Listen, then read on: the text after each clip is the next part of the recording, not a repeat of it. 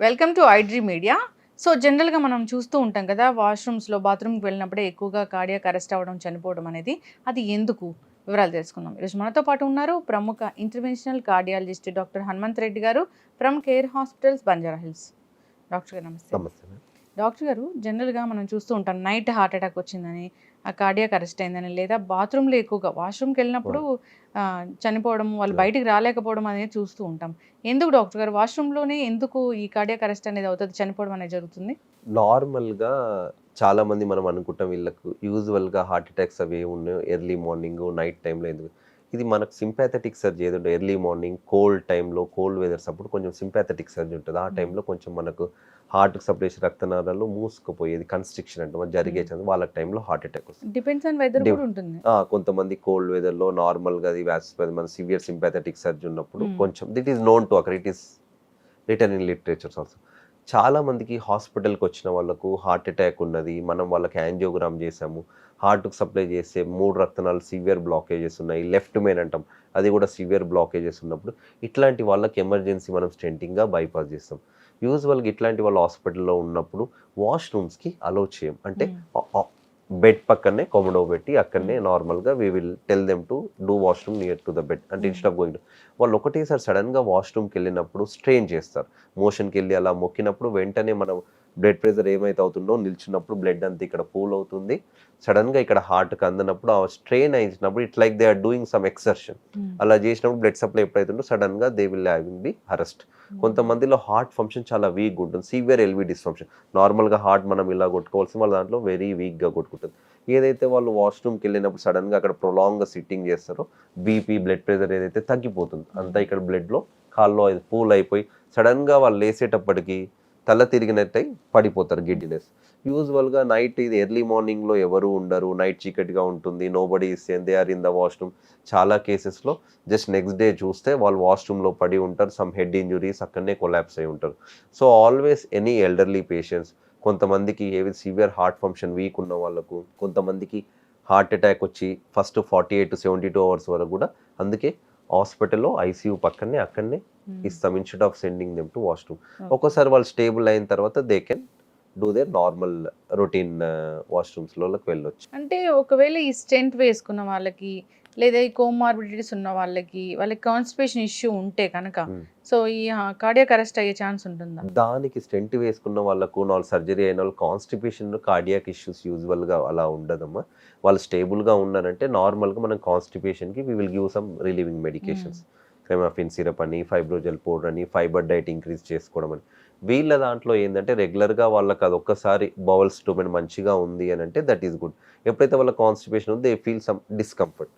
So వాళ్ళకి దీని వల్ల ఉన్న హార్ట్ అటాక్ అలా లేదు గానీ బెటర్. యూజువల్‌గా కాన్‌స్టిపేషన్ ఎప్పుడు వరి అవుతే ఎవరికైనా అబ్డామినల్ సర్జరీ చేసాము అంటే పొట్టలో నార్మల్ సర్జరీ వాళ్ళ కాన్‌స్టిపేషన్ ఉన్నప్పుడు ఏందంటే ఇక్కడ నార్మల్‌గా హీలింగ్ సరిగ్గా ఉండదు. They may get some hernia ఎప్పుడైతే పొట్టలో అలా ప్రెషర్ అలా పడినప్పుడు కాన్‌స్టిపేషన్ వల్ల.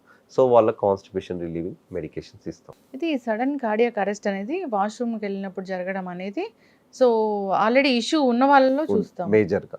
డాక్టర్ గారు, అంటే కార్డియాక్ అరెస్ట్ అయిందంటే ఇంక చనిపోవడమేగా? కార్డియాక్ అరెస్ట్ అని అంటే నార్మల్‌గా ఏమైనా సడన్‌గా వాళ్ళది పల్స్ రేట్ మనం ఏదైతే చెక్ చేస్తామో పల్స్ నార్మల్‌గా హార్ట్ ఫంక్షనింగ్ మొత్తం అయిపోయింది కాబట్టి పల్స్ ఉండదు. So whenever there is no pulse we call it's అనే కార్డియాక్ అరెస్ట్. రెస్పిరేషన్ కూడా లేదు కాబట్టి కార్డియోపల్మరీ అరెస్ట్.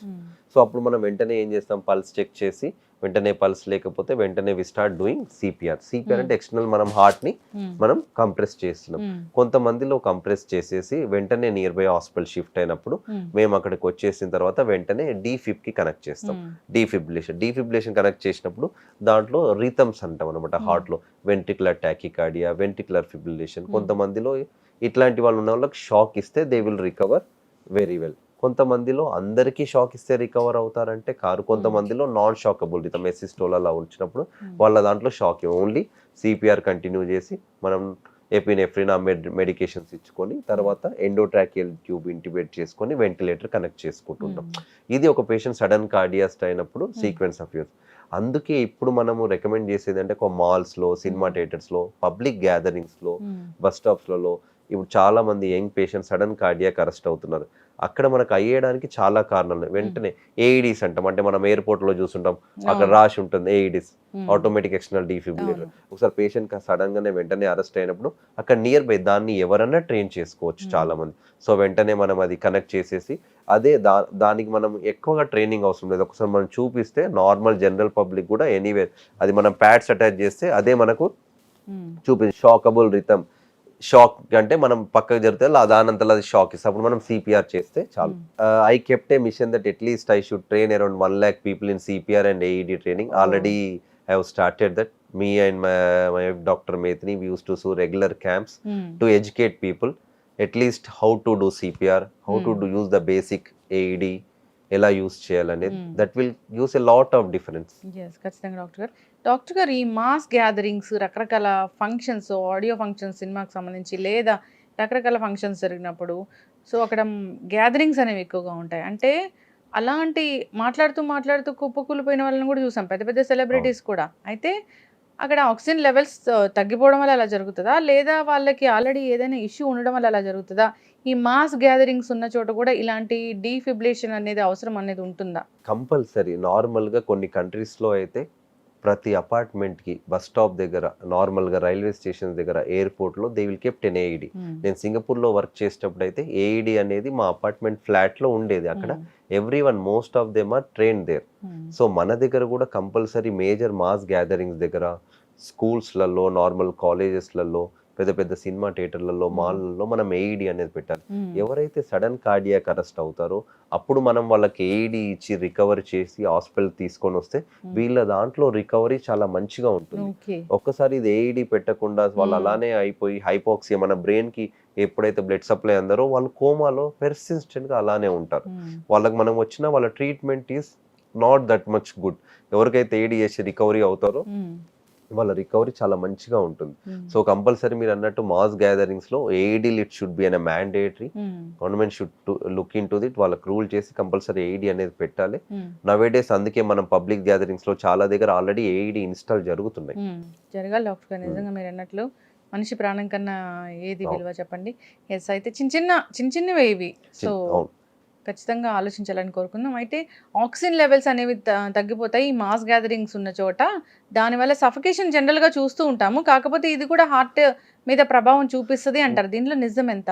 నార్మల్గా ఆక్సిజన్ లెవెల్ తగ్గిపోవడానికి మేజర్గా, ఫర్ ఎగ్జాంపుల్ మనం చాలా మంది కొంతమందికి మౌంటైన్స్ ఎక్కుతుంటారు, హిమాలయస్ అట్లా వాళ్ళు ఎక్కుతుంటారు. దానికి అక్కడ ఆక్సిజన్ లెవెల్ యూజువల్గా అక్కడ తక్కువగా ఉంటుంది. ఎప్పుడైతే ఆక్సిజన్ లెవెల్ మనకు తక్కువగా ఉంటుందో హైపాక్సియా, మన బాడీలో బ్లడ్లో ఆక్సిజన్ లెవెల్ తగ్గి మనకి ఎవరికైతే కొన్ని కోమార్బిటీస్ ఉంటాయో, కొంచెం హార్ట్ ప్రాబ్లమ్, కొంచెం అస్తమా, కొంచెం వేరే డిస్కంఫర్ట్ ఉన్న వాళ్ళకు కొంతమంది రిస్క్ అవుతారు. సో అందుకే ఎప్పుడైనా ట్రెక్కింగ్ వెళ్ళేటప్పుడు కొంచెం హై ఆల్టిట్యూడ్కి, కాశ్మీర్కి అట్లా హిమాలయ, షిమ్లాకి వెళ్ళేటప్పుడు we'll give them so better be careful. మీకు అలా ఉన్నప్పుడు కొంచెం ఇలా చూసుకొని గ్రేడెడ్ ట్రెక్కింగ్ చేస్తాం. అందుకే వాళ్ళలో ఈ మాస్ గ్యాదరింగ్స్ లో మేజర్లీ బికాస్ ఆఫ్ అక్కడ తొక్కిస్లాట్లో ఉండడం వలన ఇక స్ట్రెయిన్ సమ్ కోమార్బిటీస్ ఉండుంటే అక్కడికి వెళ్ళినప్పుడు వాళ్ళు అగ్రివేట్ అయి ఉంటారు. వాళ్ళ హెల్త్ కండిషన్ చూసుకుని మెడికల్ చెకప్స్ అయ్యాక వెళ్తారు. చాలా మంది రీసెంట్ గా I have seen one family, those are doctors, వాళ్ళ ఫ్యామిలీ అటు వెళ్దామని they are planning for trekking at Himalayas.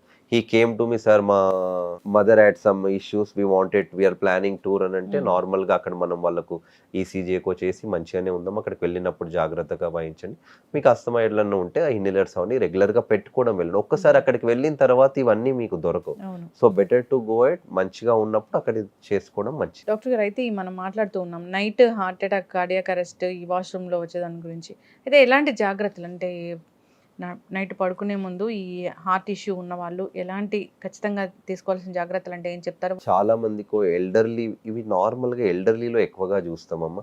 అంటే కొంతమందికి బీపీ మెడికేషన్స్ పెడతాం తొందరగా వెంటనే, హెవీ డోస్లో అలా పెట్టినప్పుడు కొంతమందికి వాళ్ళకి ఆ టైంలో ఏదన్నా లూజ్ మోషన్స్, ఫీవర్ వల్ల తినకపోవడము అయినా కానీ వాళ్ళ మెడిసిన్స్ వేసుకుంటారు. వాళ్ళు నిల్చున్నప్పుడు సడన్ గా తల తిరుగుతుంది, గిడ్డినెస్ అంటాం. అలా బాత్రూంలో వాళ్ళు నైట్ టైం ఎక్కువగా కూర్చున్నప్పుడు గిడ్డినెస్, బీపీ పడిపోయి కూడా వాళ్ళు తల తిరిగి కూడా దాంట్లో పడిపోయే ఛాన్స్ ఉంది. ఇది ఒక టైప్ ఆఫ్ కారణం.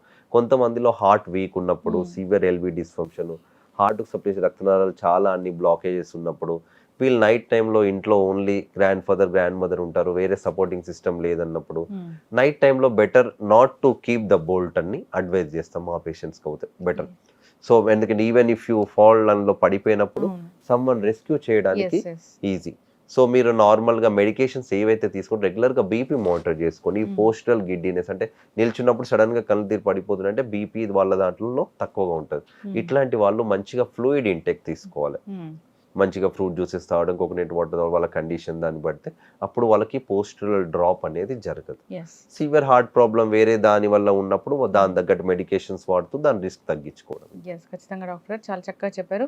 సో నైట్ కూడా ఏదైనా నిద్రపోతున్నప్పుడు నిద్ర లేచినప్పుడు కాసేపు కూర్చొని అలా తర్వాత లేవాలి అంటారు. నార్మల్ గా ఎందుకనంటే చాలా మందికి ఎట్లయితే ఎల్డర్లీ వాళ్ళకి పోస్టల్ గిడ్డినెస్ ఉన్నప్పుడు మనం పడుకునేటప్పుడు మనది నిటారుగా ఉంటుంది కాళ్ళు. ఎప్పుడైతే మనం కూర్చుంటామో ప్రొలాంగ్ స్టాండింగ్ చేస్తామో బ్లడ్ అంతా ఇక్కడ పూల్ అయిపోయి ఉంటుంది. సో మీరు నార్మల్ గా సడన్ గా కూర్చొని ఇలా లేసేటప్పుడు కింద పడుతుంది. సో అప్పుడు ఫస్ట్ ఏం చేస్తాం, నార్మల్ కొంచెం కొద్దిసేపు ఇలా ఎక్సర్సైజ్, సో దట్ వన్స్ చూడండి ఇక్కడ ఉన్న బ్లడ్ అంతా మీదికి రావడం. నార్మల్ సడన్ గా మీరు పడుకొని ఉన్నారు, సడన్ గా లేచి పడిపోతే కింద పడుతుంది. సో ఫస్ట్ ఏం చేస్తామంటే బెడ్ నుంచి నార్మల్ గా కూర్చొని బెడ్ పైనే కూర్చొని కొంచెం ఇలా 1-2 మినిట్స్ జస్ట్ లెగ్స్ ని ఇలా ఆడించుకొని అప్పుడు లేస్తే నార్మల్ ఈ పోస్టల్ గిడ్డినెస్ ని తగ్గుతుంది. దీనికి పోస్టల్ స్ట్రెంథనింగ్ ఎక్సర్సైజెస్ ఇవన్నీ సపరేట్ గా ఉంటాయి, అవి కూడా ట్రైన్ చేసుకోవాలి. ఖచ్చితంగా డాక్టర్ గారు మీరు అన్నట్లే అంటే పెద్దవాళ్ళు చెప్తూ ఉంటారు వెంటనే లేవద్దు, పడుకొని కాసేపు కూర్చుని తర్వాత రిలాక్స్ గా, అంటే వాళ్ళకి అది తెలియకపోవచ్చు కానీ జనరల్ గా వాళ్ళు చెప్పింది చాలా ఫిజియలాజికల్ గా దాని మెకానిజం ఇది, వాళ్ళు ఏది చేస్తున్నారో ఫిజియాలజీ దాని బిహైండ్ ఇది. అందుకే కంపల్సరీ కొంచెం 1 మినిట్ కూర్చొని రిలాక్స్ అయ్యి దెన్ దే కెన్. చక్కటి ఇన్ఫర్మేషన్ అండి.